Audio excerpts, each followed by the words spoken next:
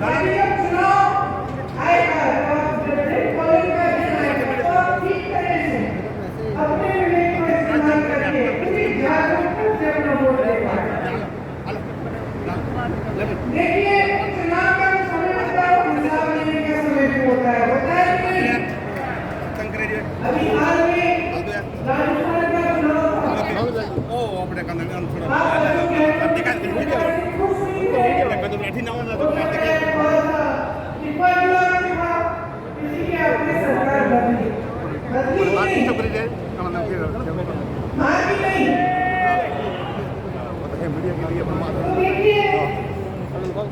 आपने सरकार बदली और क्या देखा कि जो स्कीमें आपके लिए अशोकी ने शुरू की थी, जो 25 लाख की बीमा की स्वास्थ्य बीमा की स्कीम थी, उसको क्या हुआ? कौन बताएगा? बंद हो गई। आपको 25 लाख तक मुफ्त स्वास्थ्य की सुविधाएं मिल रही थी, आज क्या हालात है? आज मिल रही है? नहीं मिल रही है। आपको जो तमाम सुविधाएं मिल रही थी, आज लगभग उनको बंद किया गया है। और ये इसलिए है कि जो सरकार आपने अब चुनी है अपने प्रदेश में, वो सरकार आपके हित के लिए काम नहीं कर रही है। अब अगर चुनाव आया है, देश का अपने देश का चुनाव है, तो सोच समझ के अपना वोट दीजिएगा।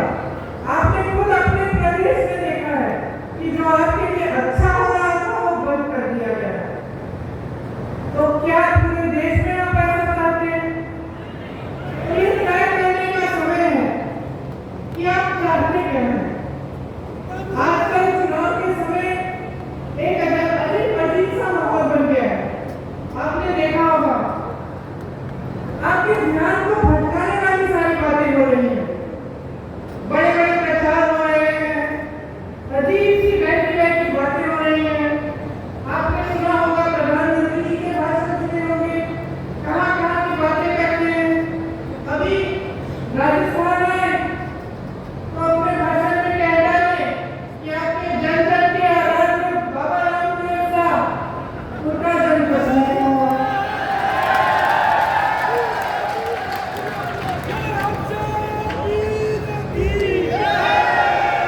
कभी वो अपनी झूठी वीरता दिखाते हैं, कभी शेखी बातें होती है, कभी कबीरदास जी को गोरखनाथ जी से मिलवा लेते हैं अपने भाषण में, कभी गटर से गैस बनाते हैं, कभी बादल में मिसाइल छोड़ देते हैं, कभी मांस मछली की बात करते हैं, कभी ईमेल उस समय की बात करते हैं जब इन्हें भाई ने उस जमाने की बात करते हैं कि मैंने कभी ईमेल भेजा, कभी हवा में उड़ते हैं तो कभी समुद्र के नीचे चले जाते हैं।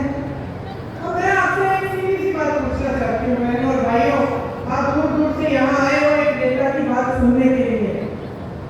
इन बातों से आपके जीवन का क्या मतलब है, बताइए। कोई मतलब है? मेरी बहनें यहाँ बैठी हैं, सबसे बड़ी आपकी समस्या आज क्या है? क्या है? महंगाई है। मुझे लगता है कि कुछ हो गया है मोदी जी को, समझ नहीं पा रहे हैं। क्या होता है ना, कई बार इतनी सत्ता हो जाती है कि लोग सच्चाई बताते ही नहीं है, घिर जाता है इंसान, चाहे उसकी संघर्ष की कुछ भी उसका अनुभव होता है। लेकिन जब सत्ता इतनी हो जाती है, लोग डरते हैं, अधिकारी डरते हैं, जो साथ में काम करते हैं वो डरते हैं कि असलियत न बताएं, तो वो इंसान कट जाता है जनता से। तो मुझे सचमुच लगता है कि मोदी जी कट चुके हैं देश की जनता से।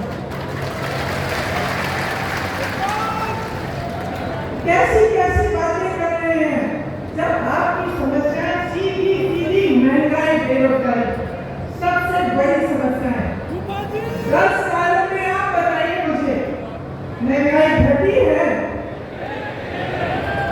बेरोजगारी बढ़ी है कि नहीं?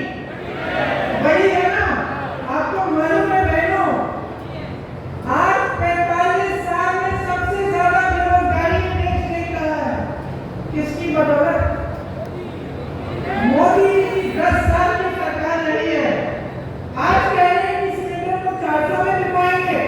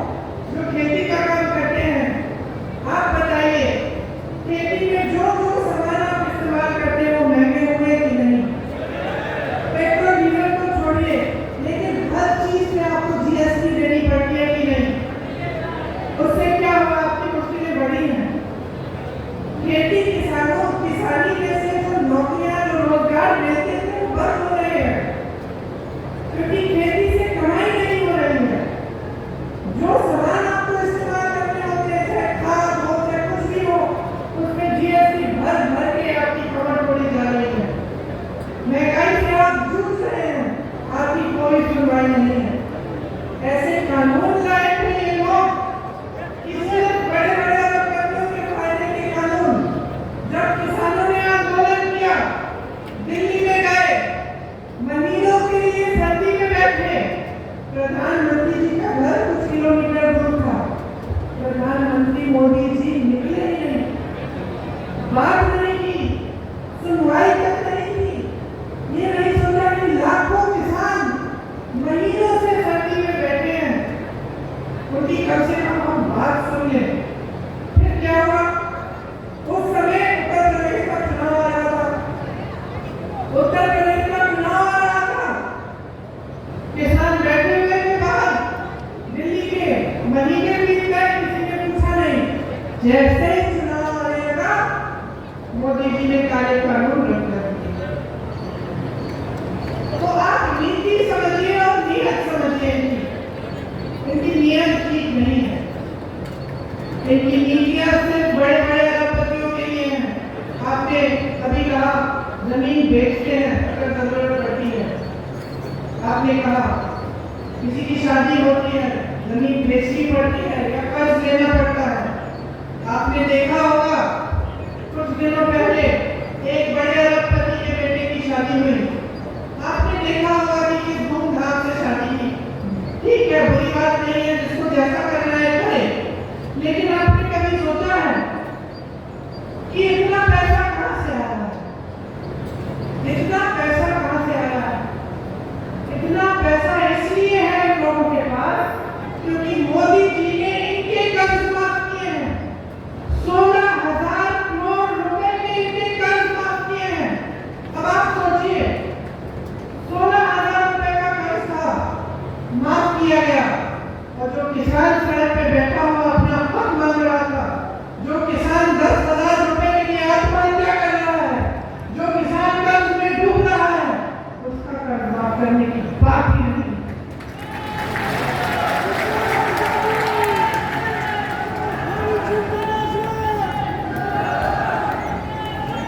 आपको सिर्फ ये दिखाया जाता है पूरी मीडिया में, टीवी पे, आप फोन खोलेंगे तो फोन पे आपको यही दिखाई देता है कि देश आगे बढ़ रहा है, तरक्की हो रही है, सब बहुत खुशहाल है।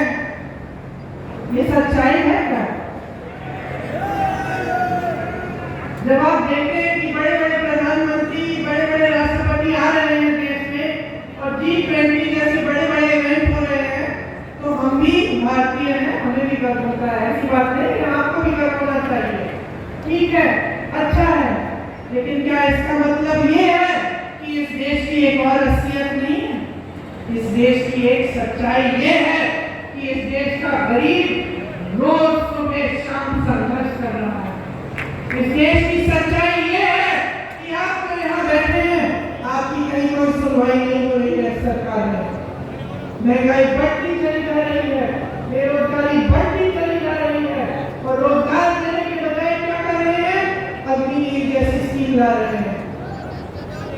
राजस्थान में, उत्तराखंड में, हरियाणा में, पंजाब में, यूपी ने अपने बेटों को हमारे सरहद पे भेजा, शहीद होने के लिए भेजा।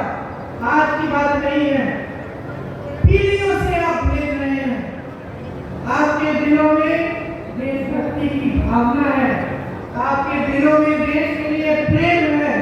आप कहते हैं कि हमारे बच्चे जाएंगे, रक्षा करेंगे देश की, और आपके बच्चे जैसे ही नौजवान बनते हैं दौड़ लगाना शुरू करते हैं। मैंने आंखों से देखा है, मैं जब गिरफ्तार हुई थी, किसानों का आंदोलन चल रहा था, मैं लखीमपुर खीरी में थी, यूपी में,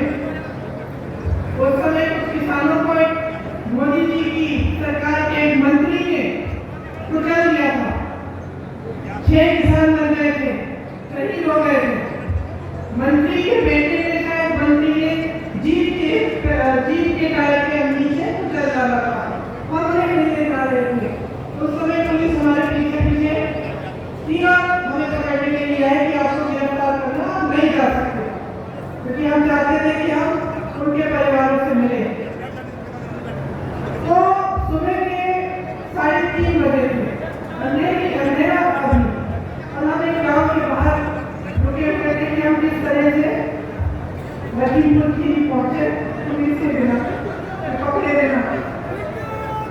उस समय मैंने देखा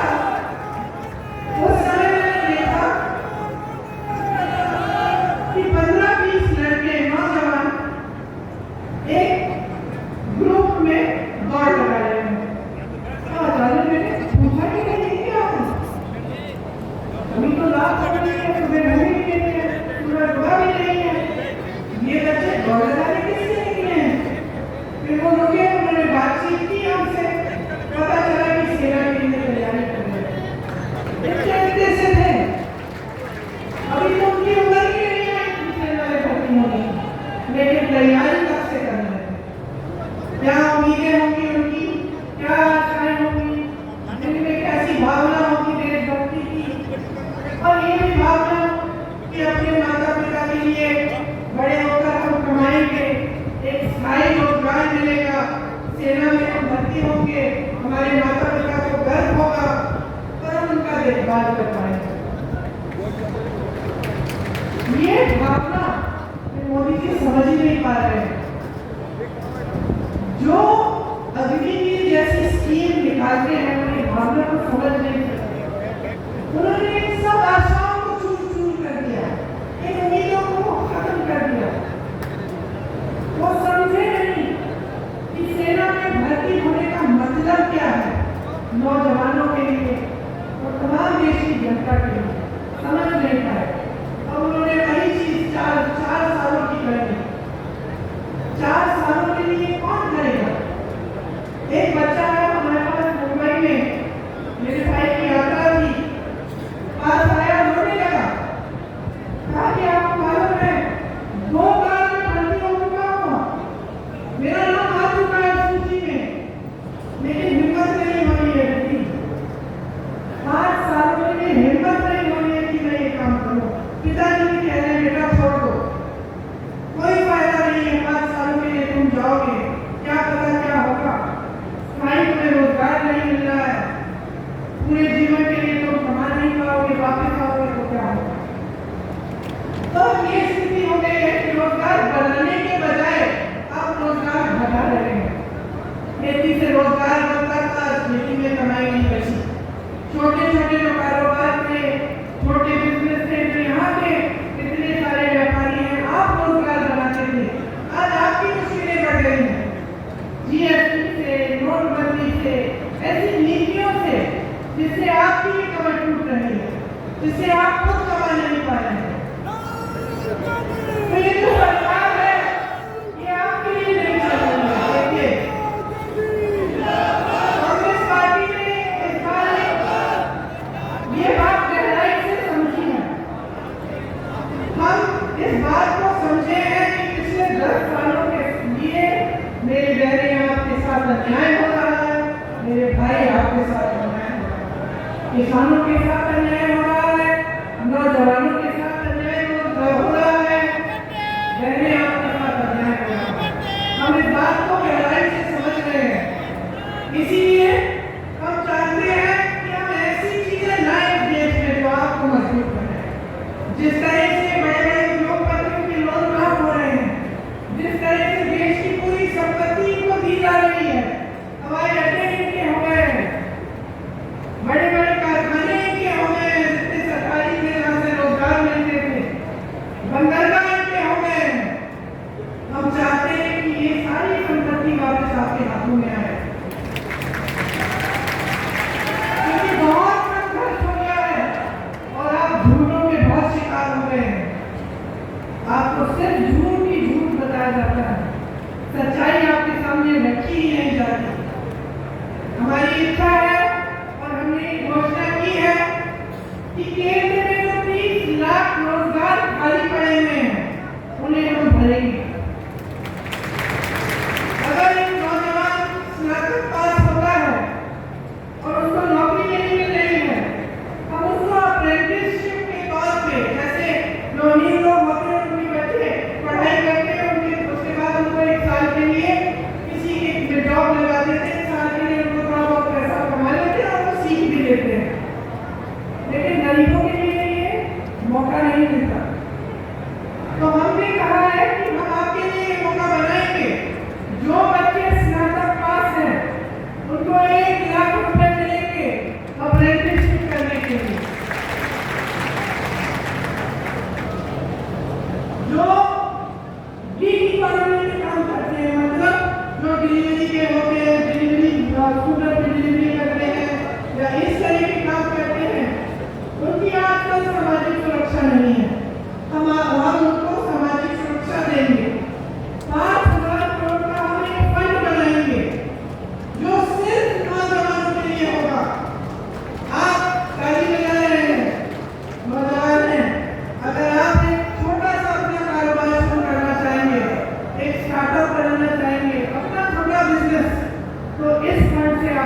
से मिलेंगे।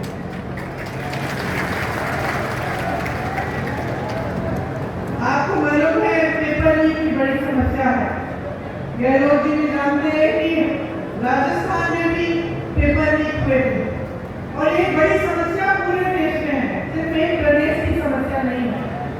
और बहुत इसको रुकवाने की कोशिश चाहे कितना भी की होगी गहलोत जी ने, लेकिन फिर भी बार बार ये हो रहा था और पूरे देश में ये सिलसिला बन गया है कि जहाँ जहाँ आप इम्तिहान दे रहे हैं रोजगार के लिए वो पेपर लीक हो रहे हैं, उनमें घोटाले हो रहे हैं, 20-20 लाख के लिए नौकरियां बिक रही हैं। तो इसको रोकने के लिए हम पूरे देश भर में एक कानून लागू करेंगे और एक सख्त कानून होगा। एक जॉब कैलेंडर निकालेंगे। जॉब कैलेंडर का मतलब कि जिस दिन आपकी नियुक्ति होगी, जिस दिन आपका एग्जाम होगा, जिस दिन एग्जाम का रिजल्ट आएगा, वो पहले से तय करके जॉब कैलेंडर में आपको पता चलेगा। अगर किसी अधिकारी ने या किसी ने बेईमानी करने की कोशिश की, इधर-उधर करने की कोशिश की, तो उस पर सख्त कार्रवाई होगी। ये कानून लाएंगे हम चाहते हैं कि आप अपने पैरों पे खड़े हों। बहनों, आपके लिए जो महिला सबसे बड़ी महिला है परिवार में, उसके लिए 1 लाख रुपए मिलेंगे सालाना, हर साल, ताकि आप कुछ बचत अपनी कर पाओ, ताकि घबराहट न हो कि बच्चों के लिए कुछ खरीदना है, नई वर्दी खरीदनी है, नई जूते खरीदने हैं, पैसे कहाँ से आएंगे। इसीलिए हम आपको सशक्त बनाने के लिए कर रहे हैं और जितनी भी सरकारी नौकरियां हैं पूरे देश भर में, उनमें से 50% महिलाओं को देंगे। आज सबसे शोषित देश में श्रमिक ही होता है, सबसे ज्यादा संघर्ष करता है, खासतौर से जो पलायन करके जाते हैं। आपने देखा कोविड के समय किस तरह से अपने गांव-गांव तक पैदल चले, क्या हुआ उनके साथ। उनके साथ जैसे मैंने कहा, सुरक्षा नहीं होती है, वेतन भी जो भी चाहे वो दे देते हैं, ठेकेदार होते हैं। तो हम चाहते हैं कि खास श्रमिकों के लिए स्वास्थ्य का अधिकार हम कानूनी गारंटी बनाएंगे, ताकि जांच से इलाज तक पूरी सेहत और देखभाल उनको मुफ्त में मिलेगी। राष्ट्रीय न्यूनतम मजदूरी हम तय करना चाहते हैं, ताकि आपको 400 रुपए प्रतिदिन के कम से कम कोई नहीं दे पाएगा। और जो शहरी क्षेत्रों के लिए, जैसे हमने यहाँ गांव के क्षेत्रों में रोजगार की गारंटी दी, आपको मालूम होगा मनरेगा कांग्रेस से शुरू किया था, उससे 100 दिन का जो रोजगार था वो आपको गारंटी मिलता था। ये अलग बात है कि मोदी जी ने उसको भी कमजोर करने की कोशिश की। शहरों में भी आपको इस तरह की रोजगार की गारंटी कांग्रेस पार्टी देना चाहती है और दे के दिखाएगी। मैंने अग्निवीर की बात की, अग्निवीर की जो स्कीम है उसको पूरी तरह से हम रद्द कर रहे हैं। जैसे पहले सेना में आप जाते थे मान सम्मान के साथ आजीवन काम करने के लिए, देश की सुरक्षा के लिए, वैसे आप फिर से जाए। देखिए, मैंने किसानों की बात की, मैंने आपसे बताया कि जीएसटी आपके जो खेती के सामान है उन पे हम रद्द कराएंगे, कि एमएसपी आपको एक कानूनी आपका अधिकार बनेगा, कानून बनेगा कि आपको एमएसपी मिलना है। और जो आपका नुकसान होता है जब आपदा आती है, आपको उसका भुगतान अभी तक मिलता नहीं है। कभी कम मिलता है, कभी टाइम पे नहीं मिलता, कभी आप महीने इंतजार करते हैं, साल इंतजार करते नहीं मिलता। तो हम ऐसे नुकसान के भुगतान के लिए हम 30 दिनों की सीमा रखेंगे। 30 दिनों के अंदर पूरा भुगतान होगा। एक नई कृषि की आयात निर्यात की हम नीति लाएंगे, जो भूमिहीन है उनको जमीन वितरित करेंगे। ये सारी चीजें हम आपके लिए लाना चाहते हैं। अब आप जानते ही हैं कि यहाँ राजस्थान की सरकार थी तो आपके लिए कितने काम किए। आप जानते हैं कि कांग्रेस पार्टी ने जहाँ जहाँ गारंटी दी है वहाँ आज भी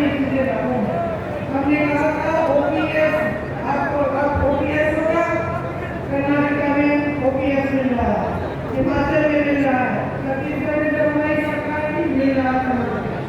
हमने कहा था महिलाओं को प्रतिमाह 2,000 रुपये देंगे, कर्नाटक में आज मिल रहा है। हमने यही हिमाचल में कहा था कि 1,500 रुपये प्रतिमाह मिलेगा, मिलना शुरू हो गया है। तो जो बातें हमने की है वो हमने करके दिखाई है।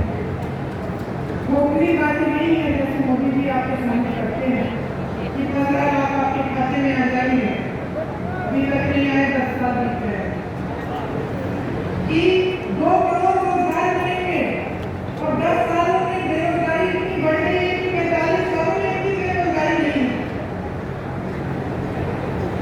तो मोदी जी जो बात करते हैं आपको खोखली बातें हो गई हैं। हो सकता है एक जमाने में 10 साल पहले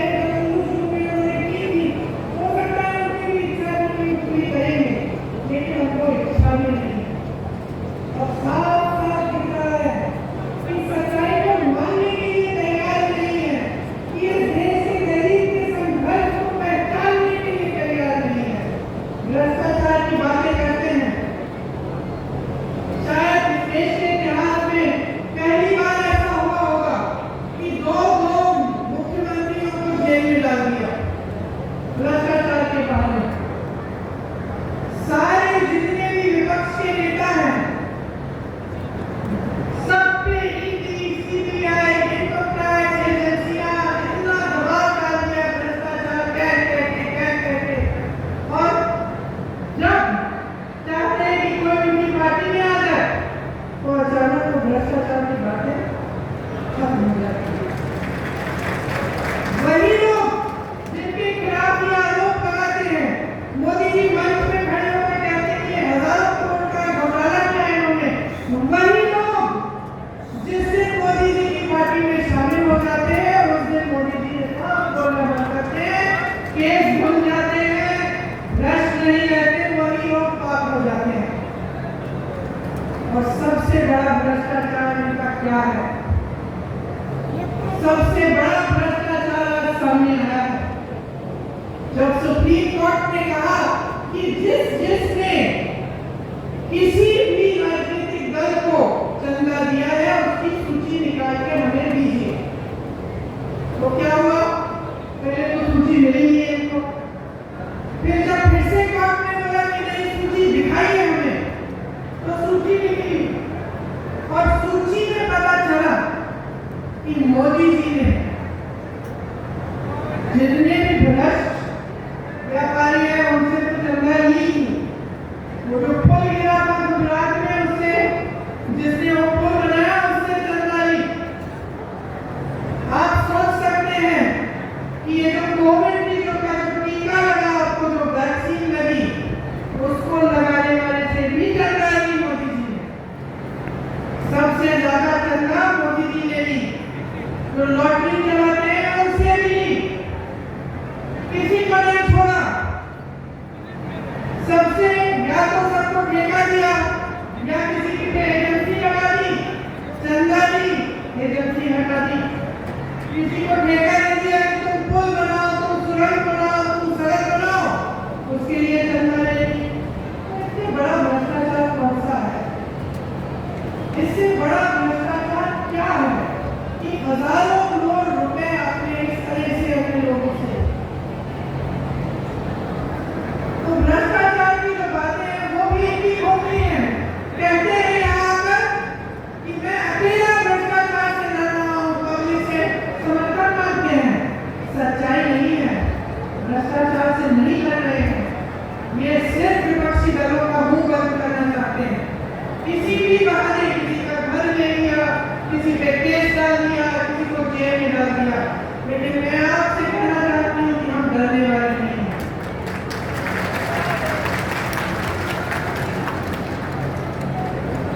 हम डरने वाले नहीं हैं, हम अपने रास्ते से भटकने वाले नहीं हैं। हम आपके लिए लड़ते रहेंगे, आपके लिए काम करते रहेंगे और आपकी सेवा करते रहेंगे। यही हमारा धर्म है और असली धर्म यही होता है। हर नेता का यही धर्म होना चाहिए। धर्म की बहुत बातें सुनते हैं आप, धर्म के नाम पे आपको बहकाया जाता है, लेकिन धर्म के नाम को जो अपनी सत्ता के लिए इस्तेमाल करता है वो धार्मिक नहीं होता। धार्मिक इंसान वो होता है मेरी बहने जो सेवा को समझता है, जो अपने पास वाले को, जो भाई बहनों की मदद करता है, जो सच्चाई बोलता है और जो धर्म का इस्तेमाल अपने लिए नहीं लेकिन लोगों की भलाई के लिए करता है। इसीलिए मैं खास आपसे आग्रह करने आई हूँ आज कि इनकी बातों में मत पड़िए। बहुत मुश्किल है, आपने 10 साल अपना अनुभव देखा है, आपने संघर्ष किया है। इस बार इस चुनाव में आपका वोट किसी एक नेता को नहीं मिलना चाहिए, आपका वोट अपने ही पक्ष में जाना चाहिए, आपका वोट अपने लिए करना चाहिए। अपने बारे में सोचिए। 10 साल गुजर गए हैं, आपके बच्चे बड़े हो रहे हैं, आप मेहनत से कमा के उनको पढ़ा रहे हैं, लिखा रहे हैं, रोजगार नहीं मिल रहा है, घोटाले हो रहे हैं, खेती में कमाई नहीं हो रही है, महंगाई बढ़ रही है। क्या 5 साल और आप ये चाहते हैं? आप ऐसी सरकार चाहते हैं जो ऊपर से ऐसे दिखे कि आपको सोने का कोई डब्बा दे रहा है, डब्बा खोला तो कुछ खाली है, सब कुछ खाली है, और खूब प्रचार के साथ ही कहा जा रहा है कि आपको दे रहे हैं, दे रहे हैं, दे रहे हैं। इस गलतफहमी में मत पड़िए। अगर आपको दिया होता तो आज ये आपकी परिस्थिति नहीं होती। अगर आपको सचमुच एक सरकार नहीं होती जो आपके हित में काम कर रही होती तो आपकी आज ये परिस्थिति नहीं होती कि आप महंगाई से जूझ रहे हैं, कि आप गरीबी के दलदल में फंसे हैं। आपको इस दलदल से निकलना है तो एक ऐसी सरकार लाइए जो आपके लिए काम करे, जो आपको गरीबी से निकाले। आपको मालूम नहीं होगा कि कांग्रेस की सरकार ने करोड़ों लोगों को गरीबी से निकाला और बीजेपी की जो सरकार है वापस उनको गरीबी में धकेला। तो आप समझिए इन बातों को गहराई से।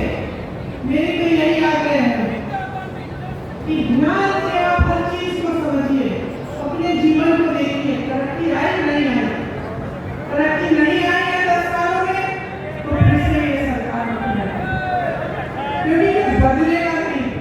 अगर आप बदलाव लाना चाहते हैं, अपने देश को सच में आगे बढ़ाना चाहते हैं तो सबसे पहले आपको खुद आगे बढ़ना है।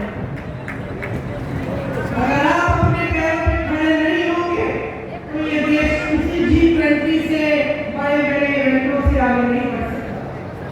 इस देश का गरीब जब सक्षम होगा, इस देश का एक-एक नौजवान जब अपने पैरों पे खड़ा होगा, जब एक-एक महिला पढ़ी लिखी होगी, जब उसको भी रोजगार मिलेगा, जब देश का किसान गर्व से कह पाएगा कि आज मैंने इतना कमाया अपनी खेती से, अपने बच्चों की भूख मिटाई अपनी खेती से, तभी ये देश